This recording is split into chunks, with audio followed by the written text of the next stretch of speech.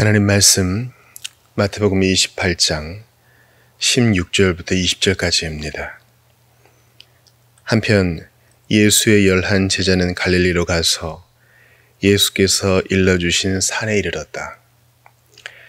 거기서 제자들은 예수를 뵙고 예수께 경배를 드렸다. 그러나 제자들 중에는 눈앞에 보는 그 사람이 정말 예수일까 하고 의심하는 이들도 있었다.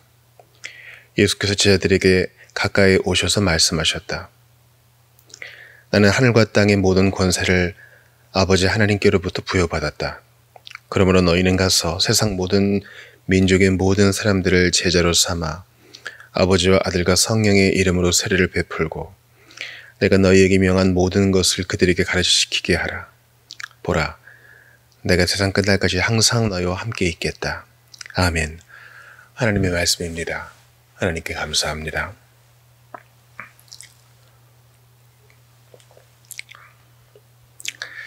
마태복음의 마지막에 이르렀습니다. 예수께서 승천하신 것으로 마태복음의 기사가 종료됩니다. 이것은 다른 복음서와는 좀 다르죠. 다른 복음서는 부활하신 예수님에 대한 여러 가지 기록이 있습니다. 그래서 우리가 사복음서 전체를 통해서 예수님의 행적을 일부 추적해 나갈 수 있는 것입니다. 마태복음의 마지막에 이르렀는데 마지막의 기록은 뭡니까? 보아라, 내가 세상 끝날까지 항상 너희와 함께 있겠다. 이게 임마누엘이죠. 마태복음은 임마누엘로 시작해서 임마누엘로 마칩니다. 처녀가 잉태하여 아들을 낳으리니 그 이름을 임마누엘이라 하리라. 임마누엘은 번역한즉 하나님이 우리와 함께 계시다 합니다. 예수님의 출생부터 시작한 마태복음은 예수님의 승천으로 마무리가 되는데 시작도 임마누엘이요, 끝도 임마누엘입니다. 그렇다면 우리에게 주시는 메시지가 분명하죠. 예수를 믿고 의지하는 자, 자신의 죄를 회개하고 이전에 죄악된 삶에서 돌이킨 자, 그리스도의 제자가 된 자는 두려워할 것이 없어요. 임마누엘 대신 하나님 계시기 때문입니다. 죽음을 이기시고 부활하신 예수님이 임마누엘로 오늘도 우리를 지키시기 때문에 우리는 무엇도 두렵지 않고 세상에 감당하지 못할 사람입니다. 임마누엘의 은혜를 받고 사는 사람이 어떻게 작은 것에 연연하며 살겠습니까? 때로 넘어지고 부족한 모습 보이죠. 그러나 임마누엘의 은혜는 우리를 다시 일으킵니다. 하나님이 함께 하시니 다시 시작합니다. 죽음을 이기시고 부활하신 예수께서 우리의 소망이 되어주시기 때문에 남들과는 다른 반응을 보입니다. 때로 절망하나 낙심의 수렁에서 다시 일어납니다. 임마누엘이 우리를 이끌어주기 때문이죠. 임마누엘은 그저 말로만 하는 립 서비스가 아니에요. 내가 함께한다. 그리고 아무 도움도 주지 않는 립 서비스가 아닙니다. 하나님의 도움은 실제적입니다. 하늘의 도움은 매우 구체적이에요. 우리의 심령을 일으키고 내가 할 수 없는 그 일을 하게 하고 도망가고 싶은 현실을 인내하게 하며 창의적인 변화를 일으켜냅니다. 여러분, 부활하신 예수님께서 이제 승천하시면서 저희들에게 주신 명령, 이걸 지상명령, 지상대명령, 대위임이라고 하는데 그 명령의 그 내용을 한번 보세요. 너희는 가서 세상 모든 민족의 모든 사람들을 제자로 삼아라. 아버지와 아들과 성령의 이름으로 세례를 베풀고 내가 너희에게 명한 모든 것을 그들에게 가르쳐 지키게 하라. 여러분, 이 짧은 구절에 모든이란 말이 얼마나 많이 반복돼요? 세상 모든 민족, 모든 사람, 명한 모든 것을 가르쳐 지키게 하라. 제자들 못해요. 제자들의 수준, 그들의 인간됨, 아직도 의심하는 그들의 역량으로는 못해요. 게다가 지금처럼 고도화된 기술이 아니잖아요. 2000년 전 이스라엘이라고요. 많이 배운 것도 없는 어부 출신의 제자들. 배운 사람이 몇 명 있지만 대부분 육체 노동을 하는 사람들. 그들에게 모든 민족을 제자로 삼으래요. 모든 민족은 이게 언어 단위로 구분되는 것이거든요. 언어가 다른데 어떻게 하겠어요? 그러니까 이것은 단지 11 사도에게만 주시는 명령이 아니라 사도적인 가르침 위에 서 있는 모든 교회와 성도에게 주시는 말씀이에요. 근데 우리 이거 못합니다.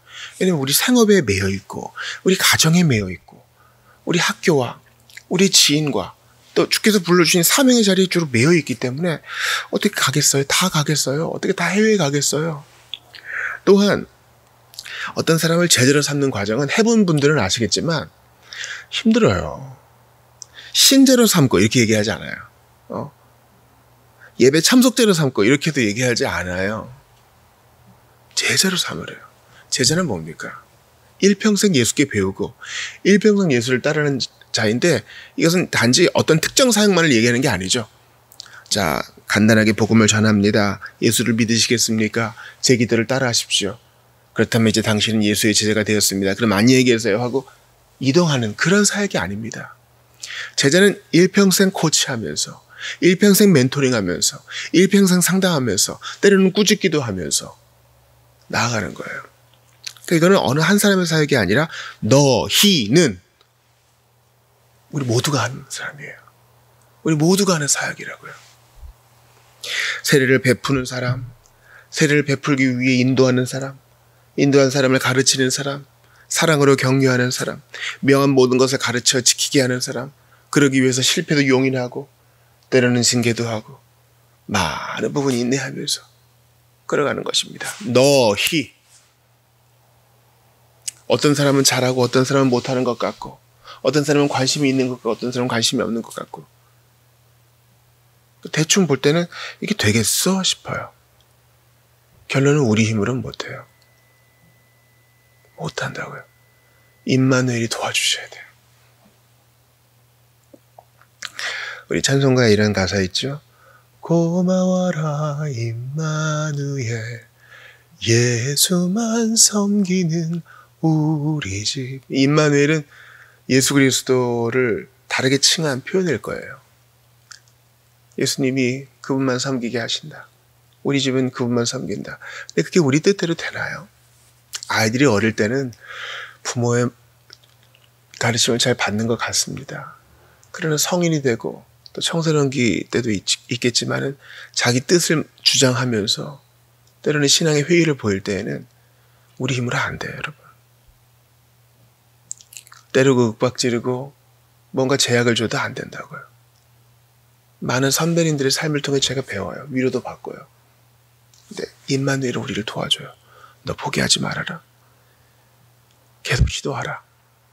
계속 가르치고 계속 고민하고 계속 인내하라. 임마누엘은 그런 거예요.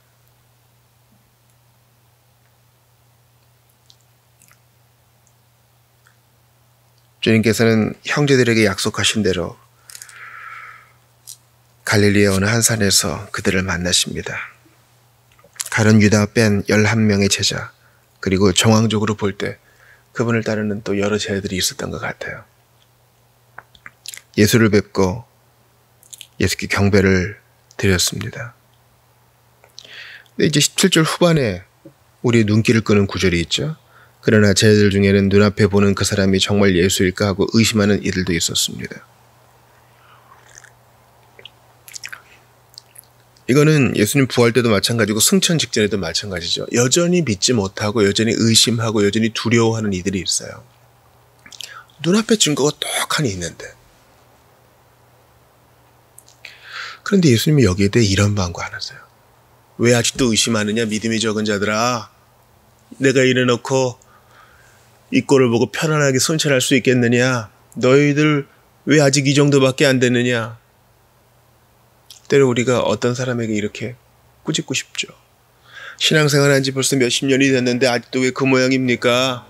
성령도 제대로 못하고 기도도 잘 하지를 못하고 작은 일에도 그렇게 넘어지고 힘있게 그리스도의 사역을 잘 받들어야 될 텐데 자기 일에만 매여 있고 어찌 그럽니까? 분명한 신앙 고백이 있어야 되는데 사역도 하셨는데 지금은 왜 이렇게 희미해졌습니까? 어떨 땐 다그치고도 싶고요. 그런데 여러분 오히려 의심하는 모습은 내 안에도 있지 않아요. 우리는 늘 팽팽히 당겨진 활처럼 잘 살아가는 거 아니에요. 아시잖아요. 우리 스스로가 잘 알잖아요. 우린 넘어지고 어두운 면이 있어요. 남이 잘 속아줬기 때문이고 하나님이 가려줬기 때문이지 우리는 다 의심의 어두운 부분이 있다고요. 만약에 우리가 늘 100% 확신 가운데 살면은 그 여러 가지 연약함에 넘어지지 않을 거예요. 제가 부끄러움으로 말씀드리는 겁니다. 남자답게 강건해야 되는데 안 그런 부분이 있어요. 의심하고 자빠집니다. 예수님 아무 말씀 안 하세요. 아무 말씀 안 하세요. 도망간 자들에 대해서도 어찌 그랬느냐 아무 말씀 안 하시고요. 자기를 못 박은 이들을 찾아가서 왜 그랬느냐 따지지도 않으세요. 그저 여전히 임마누엘로 계십니다. 그리고 이들이 지금 이 명령을 받을 수준이 되었든 안 되었든 지상 명령을 주세요. 여호수아 12장 또 13장에서 이스라엘 백성들이 가나안 족속을 아직 다 못 쫓아냈어요. 아직 형편이 그래, 누추해. 그래도 땅을 딱 배분해주고 너희 기업이다 하고 주시는 것 같아요. 계속 싸워라. 계속 쫓아내라. 내가 임마누엘로 도와줄게. 포기하지만 말아라. 때로 분명히 주님은 책망하실 때 있어요. 징계하실 때 있다고요. 그러나 주님은 더 많은 경우 압도적으로 사랑하시고 압도적으로 인내하시고 압도적으로 임마누엘로 격려하세요. 이 비유를 잘 보셔야 돼요. 늘 후드려 패는 잔인한 하나님이 아니셔요. 압도적으로 인내하세요. 이게 제가 이제 올해 개척 11년 차를 지나면서 아주 강하게 깨닫는 거예요. 교회의 3대 표지, 보통 2대 표지를 주로 많이 하죠. 말씀과 성례를 하는데 3대 표지의 권징, discipline,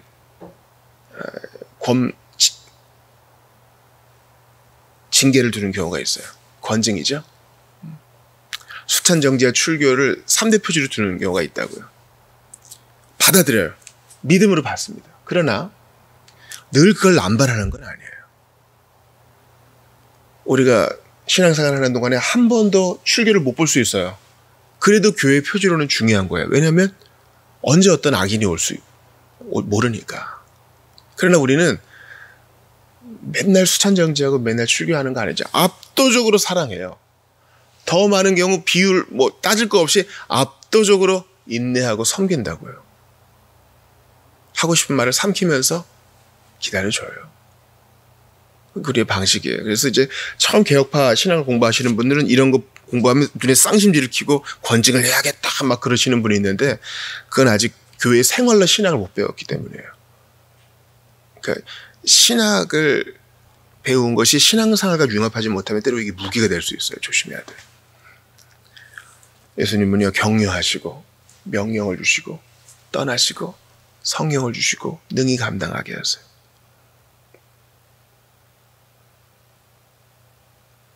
당장 질문으로 떠오르는 것이요. 20절 보세요. 내가 너희에게 명한 모든 것을 그들에게 가르쳐 지키게 하라. 그러니까 어떤 사람은 순회하고 어떤 사람은 남아서 계속 교육하고 긴 상담을 해주고 때로는 같이 울어주고 생활도 같이 하고 유무상통하고 그런 거겠죠. 근데 쟤들은 가르침을 받아야 될 사람이지 제대로 가르칠 수 있을까요? 의심이 들잖아요. 저희들이 이런 거 할 수 있겠습니까? 주님은 오늘도 이렇게 일을 하세요. 못할 것 같은 사람이 그 일을 하게 하시는 거예요. 뭔가 능력 있고 준비가 갖추어진 것 같고 이런 사람에게 명하시는 게 아니라 내가 너에게 명령을 할 때에는 필요한 능력 주지 않겠니? 믿음을 요구하시며 사명을 주셔요. 공동체를 보세요. 새로운 사람을 데려오고 전도에 힘쓰는 사람이면 우리가 기대하지 않았던 사람이잖아요. 신앙생활도 오래 하고 교회에서 쓰는 용어도 참으로 익숙하고 그리고 이제 말만 들으면 되게 헌신적인 사람인 것 같은데 오히려 사람들을 그리스도께 데려오는 이들은 우리가 볼 때 그렇게 주목하지 않았던 사람들이에요. 우리 교회 생활에서 드러나잖아요. 주님은 이렇게 주목받지 못하는 제 아들을 세상을 바꾸는 사람으로 세우십니다. 그들에게 힘이 있어서가 아니라 임마누엘이 그런 일을 하세요. 참 임마누엘은 고요히 일하시죠. 참으로 고요히 일하세요. 마태복음의 시작을 보셔요. 성육신하고 수태고지가 있고 출생하셨을 때 고요해요. 아는 사람 소수밖에 없어요. 몇몇 노인들, 몇몇 이박인들, 몇몇 노동자들, 몇몇 사람들이 주목하지 않던 사람들이 예수님의 수태와 성육신에 대해 주의를 기울여요. 예수님이 죽으실 때도 마찬가지죠. 뭐 떠들썩한 일이 벌어지는 것 같지만은 몇몇 사람들이 와서 장례하고 조용히 그렇게 죽임 당하세요. 부활도 마찬가지죠. 임마누엘은 고요히 일하세요. 뭐 세상에 나팔 소리가 울려 퍼지는 거 아니고요. 사이렌이 있는 것도 아니고요. 몇몇 증인들, 게다가 법적 효력이 없는 여성들, 그들의 찬양을 받으며 부활하셔요. 고요히. 승천 때도요. 지금 분명한 건 예수의 11제자만 있는 것이고 쟤들이 몇 명 있는지 몰라요. 뭐 수백 수천만의 쟤들이 있는 거 아니에요. 소수의 영접을 받으며 승천하세요. 임마누엘은 그렇게 일하세요. 고요히 일하세요. 마지막 날 재림은 다를 거예요. 그때는 이제 세상이 끝이니까 주께서 천사장의 나팔 소리와 함께 강림하셔서 우리와 같은 소리로 사람들을 불러 모으실 겁니다. 그때까지 임마누엘은 고요히 일하세요. 어떻게 고요히 일하신다고요? 못하는 사람을 하게 하시고, 절망에 빠진 사람을 일으키시고, 관심 없던 사람이 복음에 불타오르게 하시고, 내 생활에만 매여있던 사람이 다른 사람들을 위해 울게 하시는 임마누엘의 고요한 사역이에요. 기다려주시고 인내하시고 포기하지 않는 사랑이에요. 끝까지 붙들어주시는 사랑이에요. 임마누엘이 그래요. 당장 여기까지 치밀어 오르는 꾸짖는 말이 있어도 예수님을 생각하며 참아요. 오히려 기도해줘요. 이것들이 나를 우습게 여기는 거 아니야? 그런 마음이 있을 때에도 임마누엘이 나를 감동해서 기다리게 하세요. 참아내고 인내하게 하세요. 하나님의 손에 맡기게 하세요. 여러분, 요즘 아주 어려운 시국이잖아요. 그때에도 임마누엘의 사람은요, 예수님의 방식을 택해요. 소리를 높이고 함성을 지르고 거리로 나가고 깃발을 흔들고, 이 모든 것이 다 좋아 보이지만, 그리고 그 자체로 선한 일일 수 있지만 임마누엘의 사람은 일단 고요히 기도해요.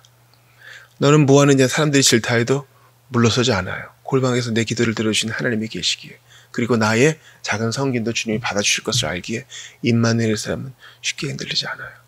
기억하세요. 임마누엘이신 예수님 자신이 그 본을 보여주셨어요.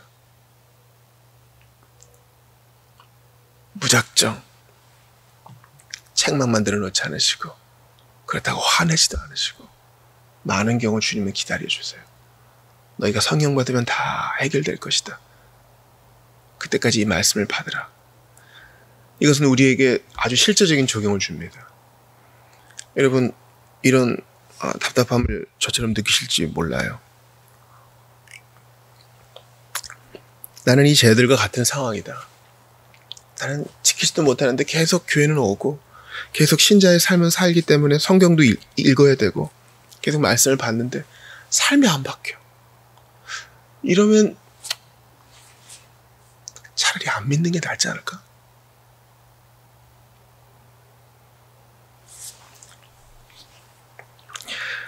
이런 부분을 가지고 존 웨슬리가 이제 모라비아 교도에게 상담도 받죠.